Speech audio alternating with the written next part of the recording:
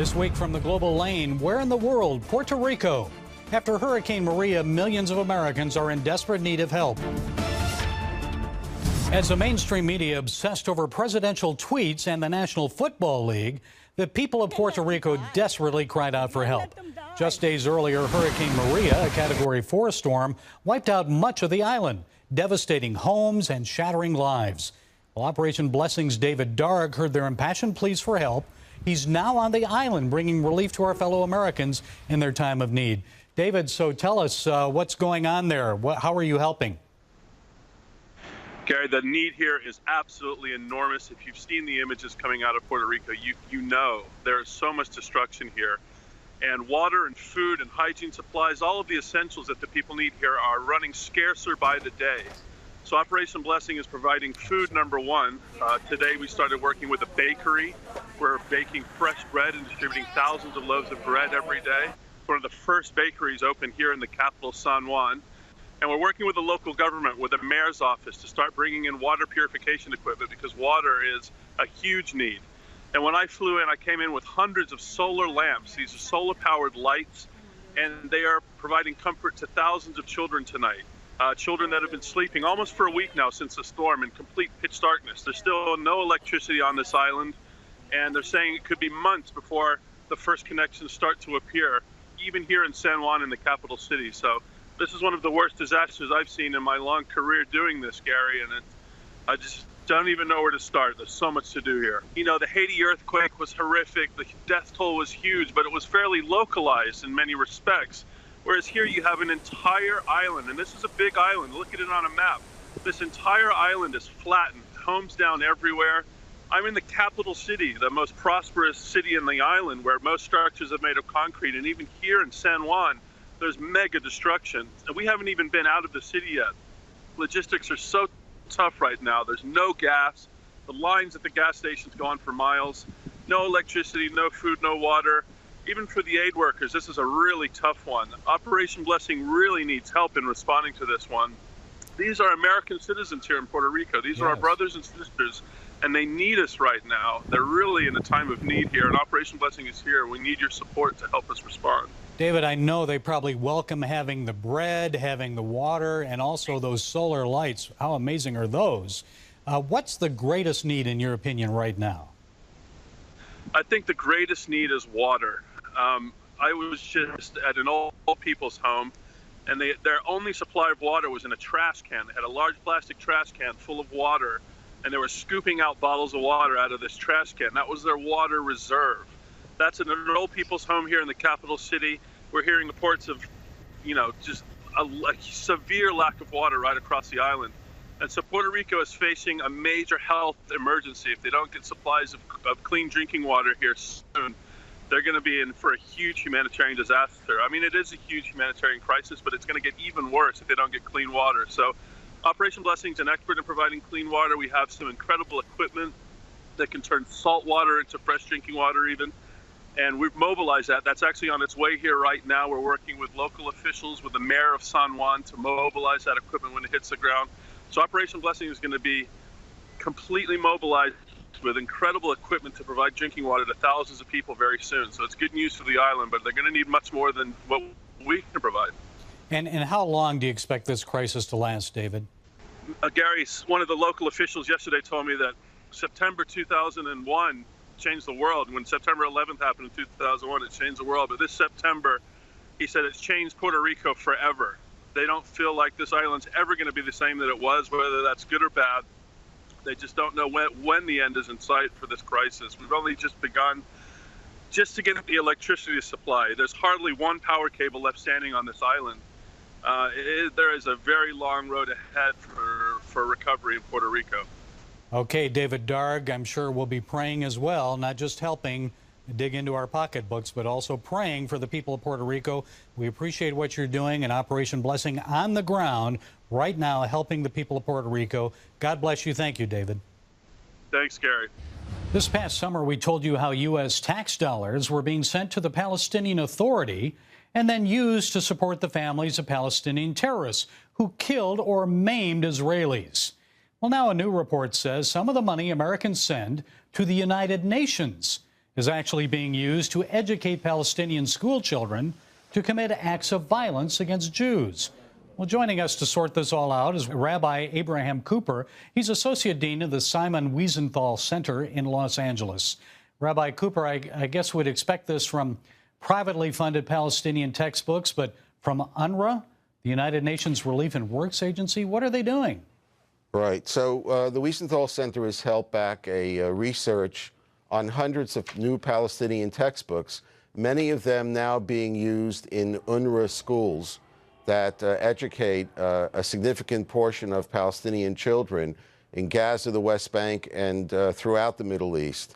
And unfortunately, the themes that still pervade, here we are in 2017, denial of the legitimacy of their Jewish neighbors, denial of Jewish history, a mindset that their neighbors are not to be lived peacefully with, they're to be removed, that the Jewish people have no place in the Holy Land. And you won't find Tel Aviv on a map. You'll see poems that extol martyrdom, that will invoke some of the Islamist language, but really for the nationalistic goal of a complete Palestine. In other words, it's not two-state solution where you have Arab Palestinians on one side and Israeli Jews living side by side, which is what we keep hearing from political leaders. But what they teach their kids is there's one Palestine, the Jews don't belong there, and one way or the other, the 6+ million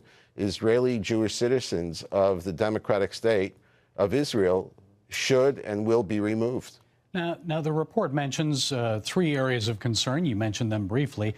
Let's look at each one of them. First, denial of Israeli legitimacy. Tell me about that. Give me one good example that we see in the textbooks.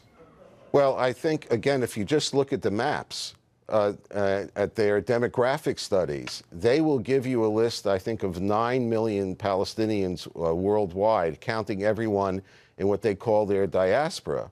But you'll be high-pressed to see a listing of 6 million Israeli Jews living in the Holy Land. You'll be hard-pressed to find the word State of Israel in almost any of those textbooks.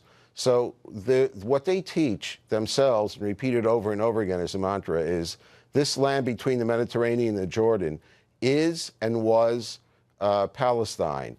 The Western Wall is actually a holy Muslim site. We know from their efforts at UNESCO, which actually started in these kinds of textbooks, Rachel's tomb in Bethlehem, which was safeguarded by Muslims for centuries for their Jewish neighbors, has now been rebranded as a mosque. The Tomb of the Patriarchs in Hebron.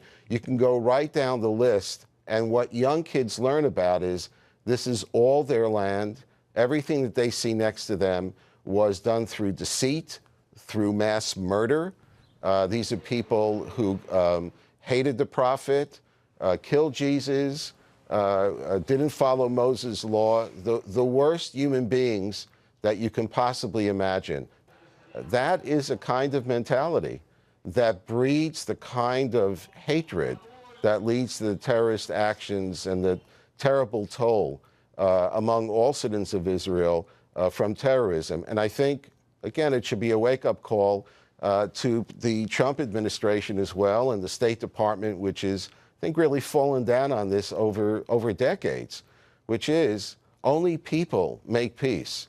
And in order to make peace, there has to be a sea change in how you look at the other.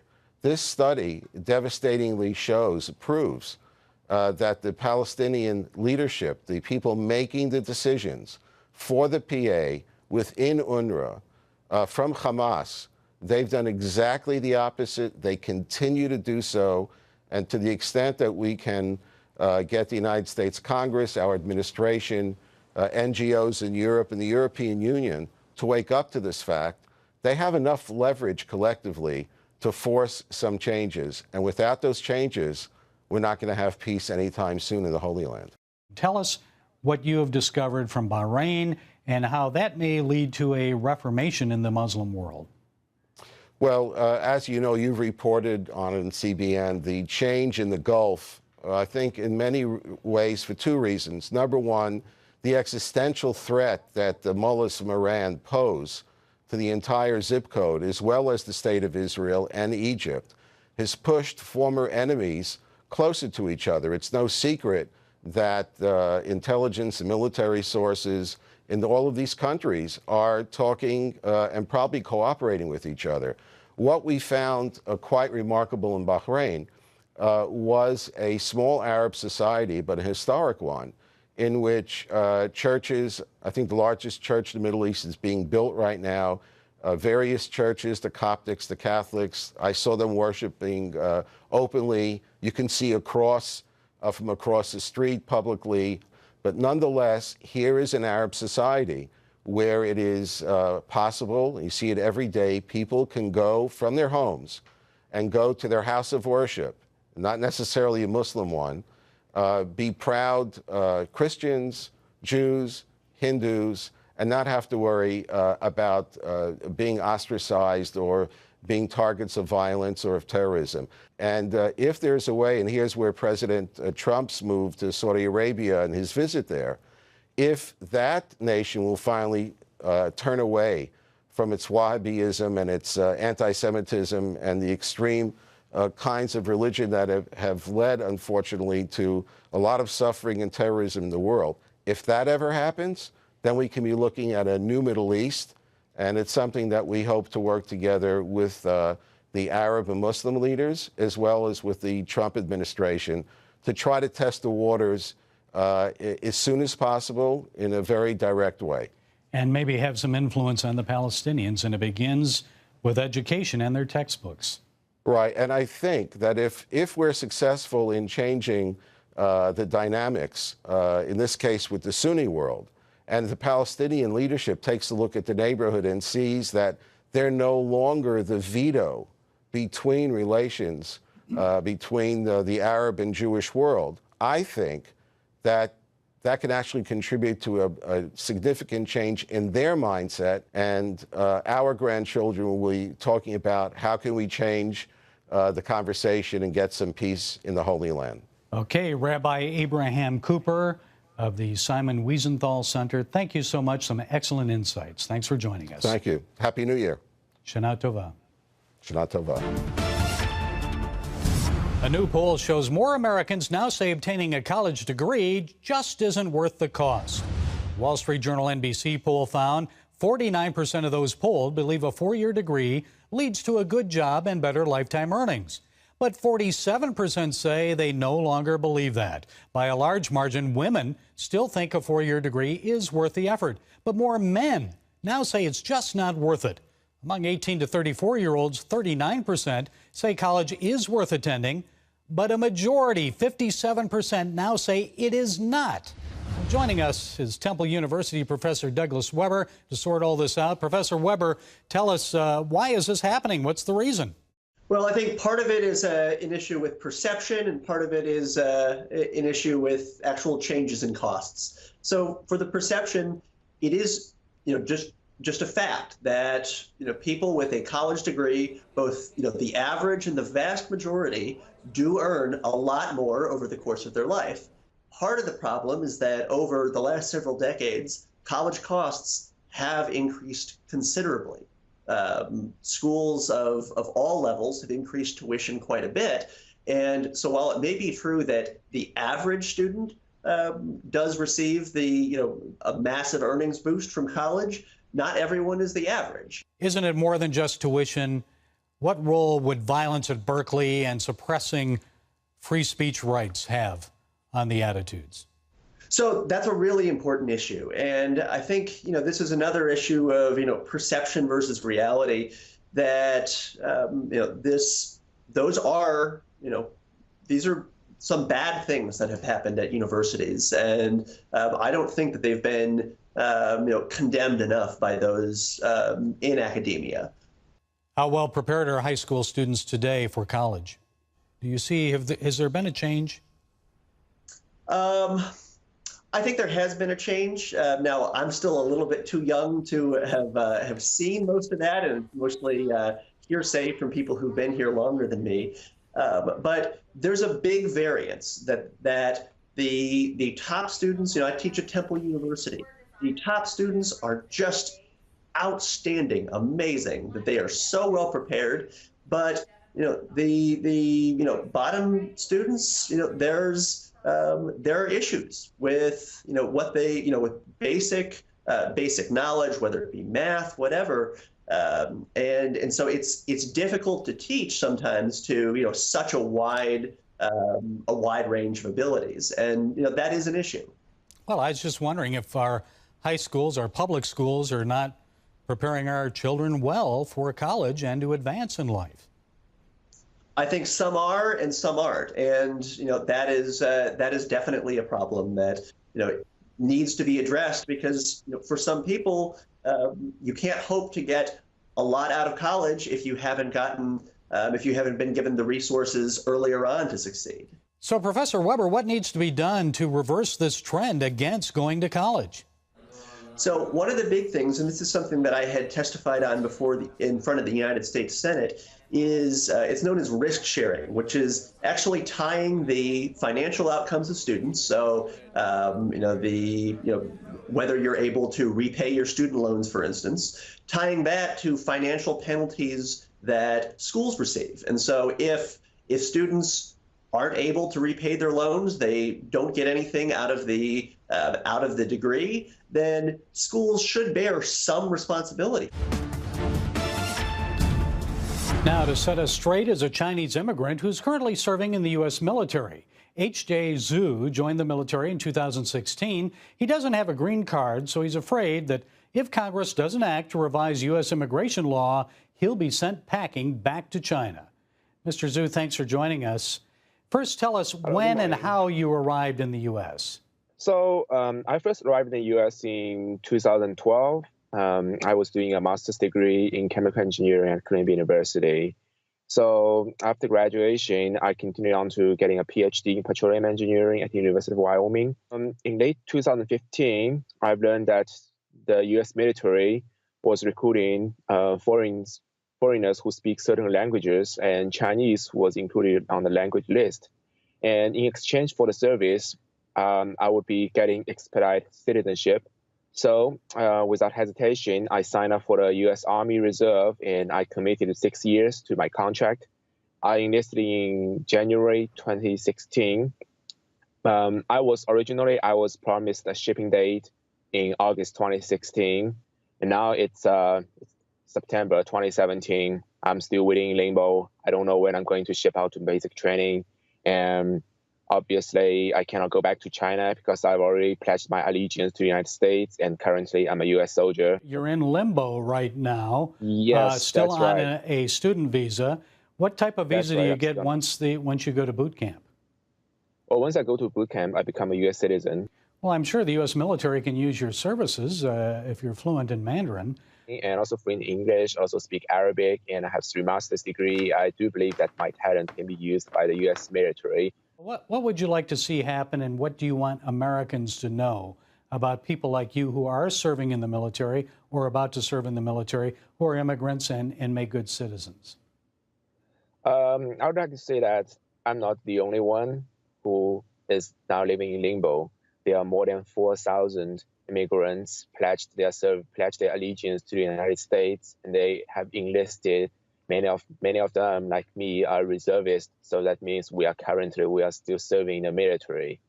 We have a CAC card. We are counted as a U.S. soldier. So, of course, what I want to do is to be shipped to basic training, and then I can wear my uniforms and then be a U.S. citizen. Why can't you go back to China if you're sent back? Is there a reason you can't go back? I don't think I can go back. So, because now I'm still a Chinese citizen, so Chinese law still applies to me. And since I have pledged my allegiance to the United States, and more importantly, I am now serving as a U.S. soldier. So if I go back to China, well, the government will get me into trouble. Yeah. And I know you didn't break the law, but many dreamers actually broke the law coming here. But why should they be allowed to stay? That's not true. I think the dreamers, they did not break the law, because when they came to the United States, they were still, they were not adults, so they could not break a law. Well, maybe their parents did. Maybe their parents broke the law. Yeah, their parents did. That's true. Their parents did. They broke the law. But anyway, I think that it was the previous Obama administration that brought DACA into this program, and that's really messed things up. Well, I hope, we all hope that your service will continue. You'll get on to boot camp, because I know you'll probably serve the U.S. well, and we thank you for joining us today and setting us straight. We told you earlier how more Americans think college is no longer worth the cost. We wanted to hear the views of some high school students. Do they value higher education? Can they afford it? Can they afford not to go? Well, we sent Mengfei Li out to the streets to find out. Hi everyone, this is Mengfei Li for Global Link. You know, Gary sent me on the street today. Want me to find out, what do American high school or millennials think about higher education or college? Is it still really worth it or still not? All right, let's find out now. Tell me, what's your name? I'm Julia. Julia, where are you from? I'm from Pennsylvania. Pennsylvania. Okay. All right, Julia, now I have a question for you. What do you think of college and what do you think of higher education? Is it still worth it today or it's not, and why? I think that it's worth it in some cases, and in other cases it's not really necessary. It depends on where you're being called and led to go into. I know for me personally, I love learning and growing in new topics, so college was definitely a choice that I wanted to make and to pursue the career I want to pursue. What's your name? Isaac. Isaac, where are you from? I'm from New Jersey. Jersey! All right, Isaac, so here's a question. What do you think of college? What do you think of higher education? Is it necessary today or is not, and why? I think it is necessary today because you want to get a full-time job, and because if without college, like, you won't have as much opportunities. Because I know back then you didn't really need a college degree to go into a higher field, but now that you do, so it is worth it to invest so that you can have a better life for the future. It's worth it, but I don't like that we have to pay for it. We're the only state, well not state, but the only country that has to pay for college, so I don't agree with that.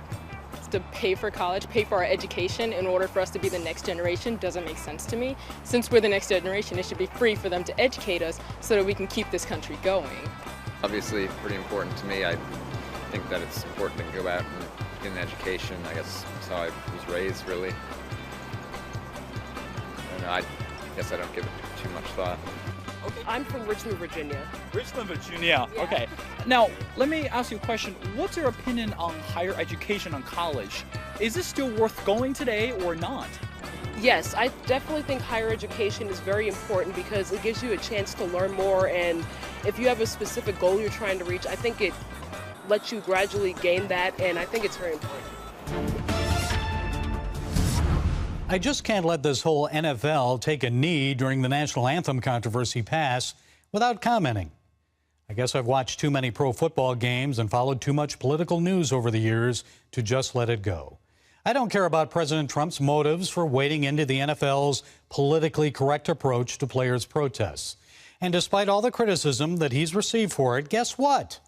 The president has a right to share his opinion about sports and cultural and political issues of our time. Yes, in America, we all have the right to free speech, and that includes NFL players who take a knee during the national anthem. They have that right. Now, that doesn't mean millions of Americans won't be offended, but we also have the right to turn off the TV or not to attend an NFL game. I assume many Americans will be exercising that right, and owners and the NFL also have the right to set the rules for their teams and their league. If they think their games are appropriate places for protests, then so be it. That's their business decision. But money drives business. They can't pay their players without it. If ad revenues start dropping, and they likely will, already the NFL ratings are down 11% compared to last year, they may change their views and their rules out of economic necessity. Just ask Target officials about how well their transgender bathroom decision has worked out for them. At least $15 billion lost. Billion.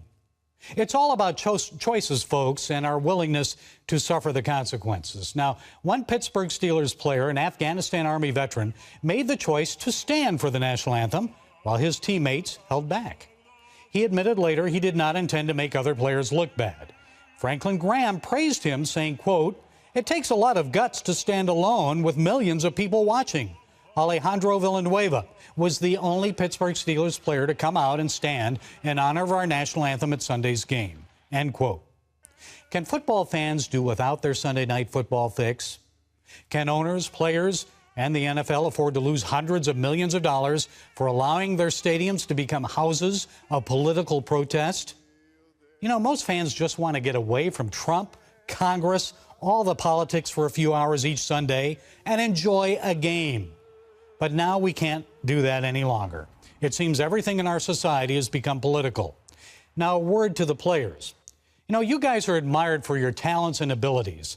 But when you take a knee, you're venturing into the political realm. Believe me, that can be dirtier than the 1977 Vikings-Rams Mud Bowl. That was 40 years ago. But do you really want to do that? Go into politics? I think most of you just want to play the game. So instead of taking a knee, I think most Americans would like to see you stand up for what you believe in outside the stadium. Why not put your money where your mouth is? Now, our president donated $1 million of his own money to help Hurricane Harvey victims in Texas. Colin Kaepernick has already donated nearly $1 million of his dollars to social justice programs.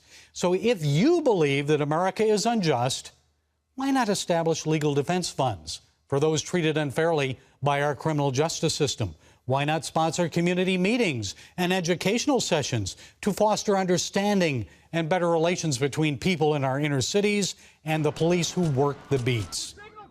Why not build sports facilities and programs so kids will have something positive to occupy their time with instead of roaming the streets getting into trouble? Why not help educate young people who aspire to be entrepreneurs and then provide them with the seed money they need to start a business? Instead of taking a knee in protest, how about taking worthwhile action to actually make a difference? As for me, I'll stand when the national anthem is played because I love America. I want to honor those who spilled their blood for me and others. The only knee you'll see me take is in adoration and prayer to Jesus. And I've been taking a lot of knees praying for suffering of Americans in Texas, Louisiana, Florida, Puerto Rico. And I take a knee in prayer for a unified nation, one that truly embraces liberty and justice for all Americans. Galatians chapter 5, verse 13 through 15 tells us that we're called to be free, but not to use our freedom to indulge the flesh. Rather, serve one another humbly in love. For the entire law is fulfilled in keeping this one command: love your neighbor as yourself. If you bite and devour each other, watch out, or you will be destroyed by each other.